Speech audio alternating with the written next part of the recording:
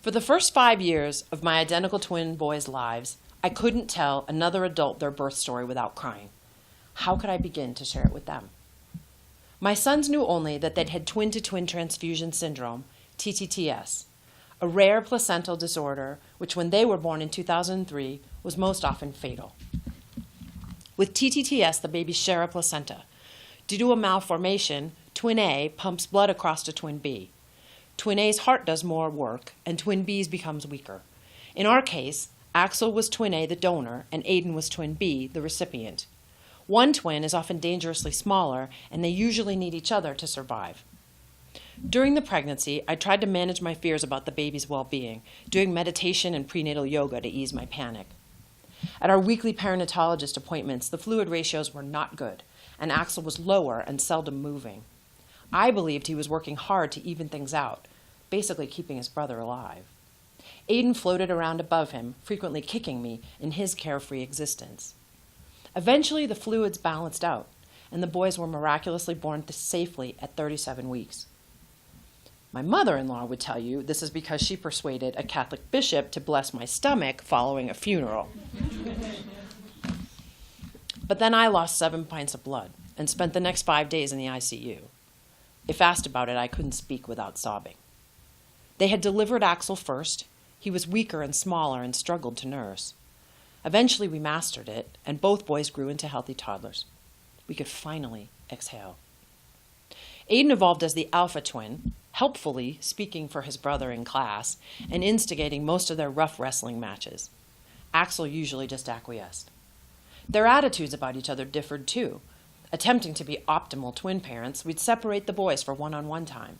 At the mall with me, Axel was anxious. "Do you think my brother's okay? It's not fair if I get ice cream and he doesn't. Can we bring him some?"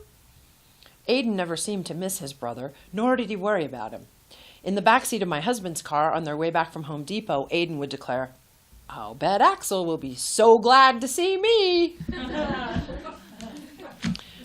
Over time, Aiden grew more dominating and manipulative, and the physical battles escalated.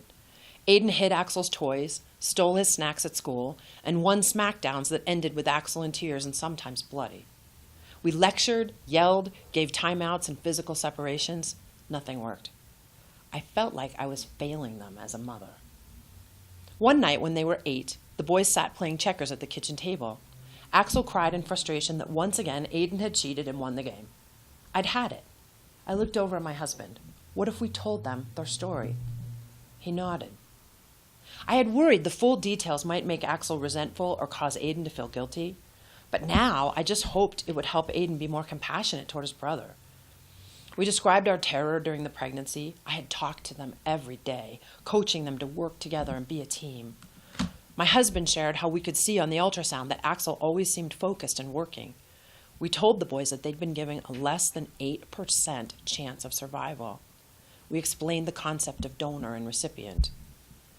Axel saved your life, my husband told Aiden. Both of you could have died. It took Aiden a while to process the story, but Axel didn't seem surprised.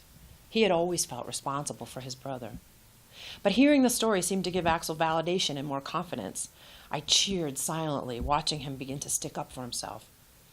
Gradually, Aiden became kinder, more respectful. He'd let Axel choose their game first. Their wrestling became more playful. I praised Aiden's thoughtfulness. I got an email from their 6th grade health teacher. They told me their TTTS story, but don't most of those babies die? Without my knowing, it had become a story they told together, how the identical brothers battled the odds. I overheard them telling friends. Aiden described Axel as the hero. The boys play on the same baseball team. Sometimes one pitches to the other who's catching. They perform constantly changing breakdance routines, but somehow they're always in sync. They travel through the neighborhood together, tag teaming their candy sales pitch to raise funds for their outdoor ed trip. Not too long ago at the breakfast table, the boys told me they'd had the exact same dream. They were trapped in the back of a car with no adults. Axel climbed into the front and drove them safely away. They caught on to the symbolism before I did. "Mommy," Aiden said, "I'm really lucky my brother saved me." I had obsessed so much about whether knowing the whole drama of my pregnancy and their birth would be disturbing for the boys. Instead, it brought them closer. "We work together, Mom," Axel added, referring to the dream again. "It's our story."